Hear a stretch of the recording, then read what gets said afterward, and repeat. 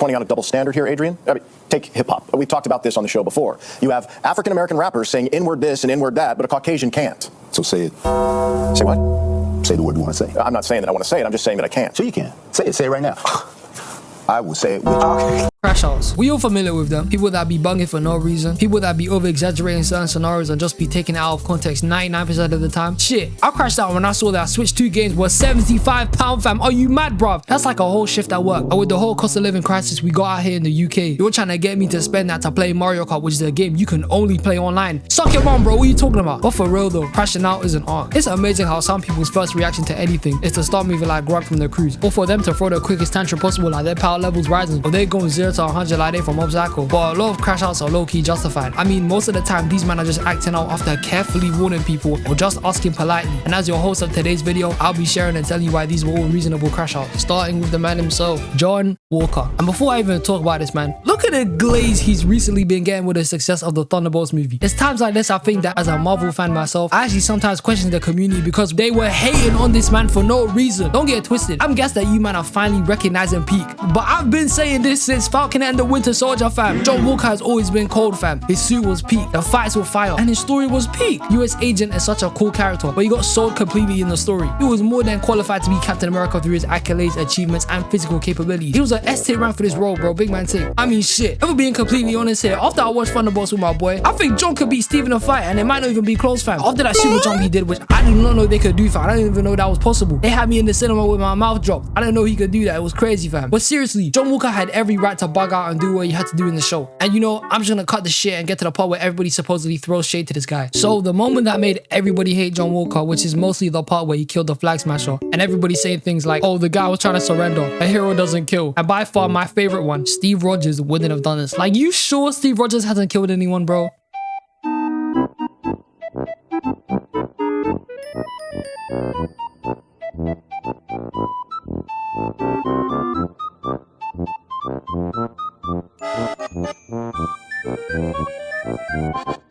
Let's be honest, superheroes have killed a bunch of people regardless of them being bad guys or not. Most of the time we don't even count them as kills because they be doing way worse shit most of the time. With that being said, let me give you a deep analysis of the scenario which led John Walker to even kill the Flag Smasher in the first place. So before this even happens, the leader of the Flag Smashers, Carly, or better known as Pebbles bro from Top Boy, was planning to separate all the man them and kill John Walker in the first place. So Bucky and Sam get to her and realize they start Walker, so they start moving to his location ASAP. Fast forward now and they're all scrapping with the rest of the terrorists. And in this scene, John Walker gets grabbed by the man he kills later, who attempts to hold him so Pebbles can kill him with a knife, bro. So Battlestar tackles Carly and then she just punches the life out of my man, killing him. And like Naruto was when he thought Hinata died, John Walker was furious, fam. So he starts chasing down the terrorists to find out where Carly's gone, and in pursuit, the terrorist just dashes a concrete bin at him. And bear in mind, I didn't share this at the start, but he's now a super soldier. But if he didn't have the serum, he probably would have been knocked out or worse. So John Walker finally chases my man down and does the deed. And look at Carly looking all shocked at one of her brethren died when she was killing innocent people the entire show. She blew up a building full of people, took hostages, and did a whole GTA ragdoll out the car to even kill the hostages. And guess who was saving them? The GOAT himself, John Walker, fam. The show was painting John Walker as a bad guy from the start. Like Bucky and Sam were hating on him for no reason when him and Battlestar were just trying to do their job. Remember, the only reason why John Walker was even able to turn into Captain America was because Sam's dumbass decided not to take the opportunity for Captain America himself. He was handpicked by the man and he decided to take it and give it to the government. We're like, bro, it's your fault that shit even happened in the first place. And Bucky was just hating because he wasn't Steve. He was up there gobbling Steve shit so bad that he couldn't see that somebody else would have eventually picked up the mantle of Captain America. And instead of being a comrade and a friend, he just became a hater, bro. And by far, this is the worst version of Bucky in the MCU, fam. His trim is shit, bro. His barber don't mess him up, fam. Don't get me wrong, John Walker definitely had his flaws. Like right after he killed the Flag Smasher and started scrapping with Bucky and Sam, he was low-key trying to kill them. I'll be honest, he was crazy here. But that doesn't take away from the fact that he was treated poorly by other superheroes. Yes, John Walker was working for the government and Bucky and Sam weren't. But that doesn't mean you give the guy mistreatment. That was just mad unprofessional. Especially from unks who've been in the game collectively for like 100 years. What the hell is wrong with you two? The type of treatment these two were given Walker and Battlestar was something Steve would have never done. And they were both mentioning his morals and ideals significantly in the show just to never be behind it themselves. And another thing going back to Carly was when Sam was out here saying she wasn't a terrorist, acting like he didn't know the type of shit she was doing. The writing in this show was so twisted. They tried to justify Cardi's actions so much more and practically painted John Walker as more of a villain to some people. How is that even possible, bro? I'm happy that John Walker is finally getting recognized for how cool he is now with how cold the Thunderbolts movie was. But even before this, Marvel fans were just hating on him because he wasn't Steve. And fans act like Steve was a golden boy, like he wasn't throwing his shield at 70 miles per hour and shooting a bunch of people. Marvel fans are so delusional, bro. You were holding on to John Walker's kill like Iron Man didn't murder a bunch of terrorists in his movie. Like, remember, before John Walker became US agent, he killed one person as Captain America. One person, fam. And it wasn't even someone special. It was a terrorist who was about to get him murdered. People hate on John Walker need to jump off their high horse, man, for real. But John Walker is a sick character, and I'm happy people are starting to jump on that opinion. Thunderbolts was such a cold movie, and as a Marvel fan, I can say we're back, fam. For real though, the John Walker hate was never justified, and his Crashout killing the Flag Smasher just made sense in the moment. Fans were just hating at this because he wasn't Steve. And just because the writers want you to dislike a character shouldn't mean that they're actually an unlikable character. John Walker was a real victim of the show, being mistreated and disrespected by comrades, being significantly weaker than every foe they had to face in the show, which probably caused him to take the serum, because in his head he was probably thinking, if I can't defend anyone, then what's the point of being Captain America?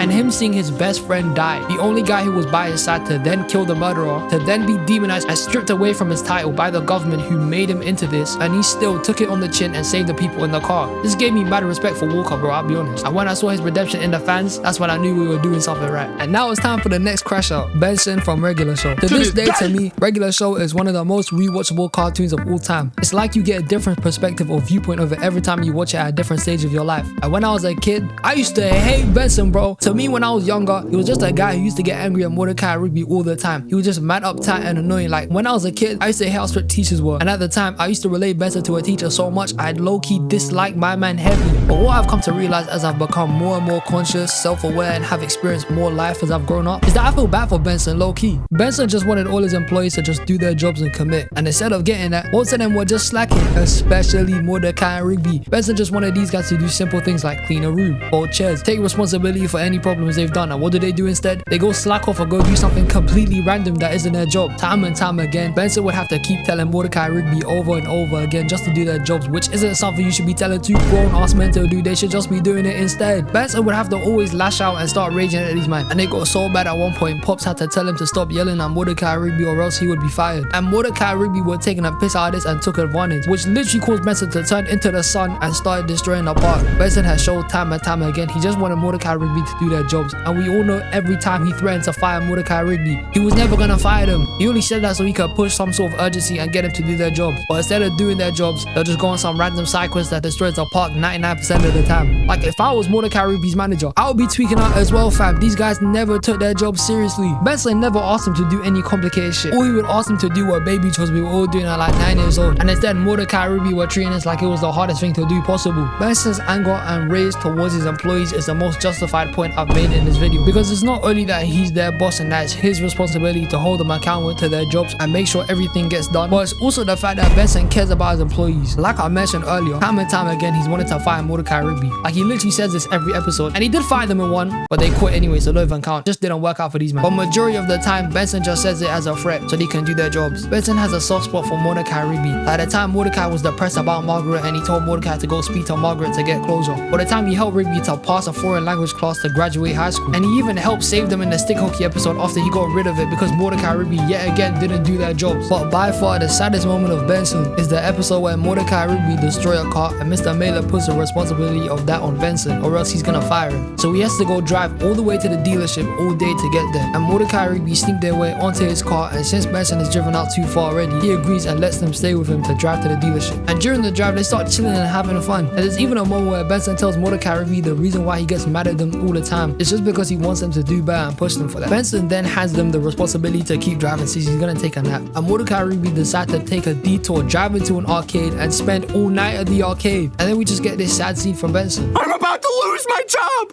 You may not care about keeping your jobs, but I care about keeping mine. Because if I lose my job, I have nothing. Do you hear me?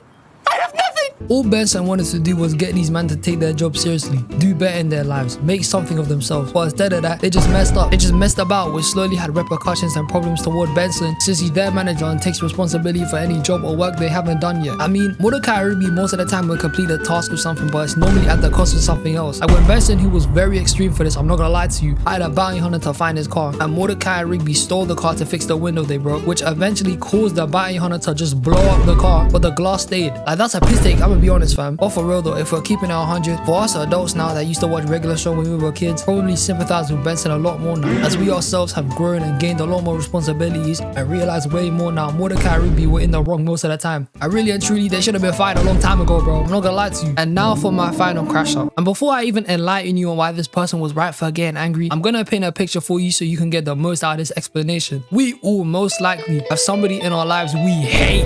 It's deep in our bones, deep in our hearts. I'm talking about when you hear their name, you get furious, fam. You just start raging with envy when they start winning and you don't. And you weren't always like this. You and this person used to be friends, comrades, something like brothers. People couldn't separate you two sometimes because of how close you were. But then they betrayed you. They let you down in your darkest hour. They fumbled when you needed them most, and after that moment, you vowed to never trust a human soul like that ever again. Now I want you to take all the anger I've just helped you resurface and throw it at Dinkelberg and scream it with me. Bun Dinkelberg, man. Everything in Mr. Turner's life was ultimately horrible because of Dinkelberg. The weather was horrible. Dinkelberg. His tie didn't match his shirt. Dinkelberg. The Turner household ran out of milk. Dinkelberg. And when I was younger and used to watch Very Odd Parents, often I just thought that Mr. Turner was a hater. However, I have some strong evidence here which justifies the hate against Dinkelberg. In the episode where Timmy goes back in time, we can see his parents. And before Mr. Turner was with his wife, she was close to Dinkelberg. Now I know that's a relatable feeling. When you see fine shit but they already with somebody else, that shit gets me heated for real. Not to mention, Dinkelberg is a huge rage baiter. This guy would spend time out of his day to go bug and annoy Mr. Turner on some dumb shit, whether he used to show off him being rich or even just come to his house for no reason to gloat and be passive aggressive. We all know what it's like to be rage baited by that one person who consistently does it to the point we all fall for it. And Mr. Turner was getting this done daily, from his childhood all the way to when he became a dad and was raising Timmy. Dinkelberg was consistently baiting this man and it was working. He even convinced Mr. Turner to try and kill this guy several times. Believe me, if I could wake up tomorrow with Toon Force and blow up my enemy, I probably would, I'll be honest. As peaceful as I am, I hate some brothers, but we ain't gonna go into that. But to get real here, I'm sure the hate Mr. Turner had towards Dinkelberg was just because he was jealous of Dinkelberg for having no kids. And the Dink in Dinkelberg stands for dual income, no kids. And that's how they're so rich compared to the Turners who can't afford half the stuff the Dinkelbergs be buying. And that's probably why Mr. Turner carried some hate for Dinkelberg in the future. Also, Timmy was ruining a bunch of stuff for his dad, like losing awards he should have won, but then they got handed to Dinkelberg, which is a piss take, I'm not gonna lie to you, I'd be heated at that. And as an adult, I can humbly say, but Dinkelberg, I hate Dinkelberg, you hate Dinkelberg, we all hate Dinkelberg, but this guy, man. But ladies and gentlemen, we at the end of the flick. If you lot got any more reasonable crash outs I haven't mentioned in this video, put them in the comment section below, because I want to see some different ones, I'm not gonna lie to you. I hope you lot have a blessed day, and I'll see you in the next one. Peace.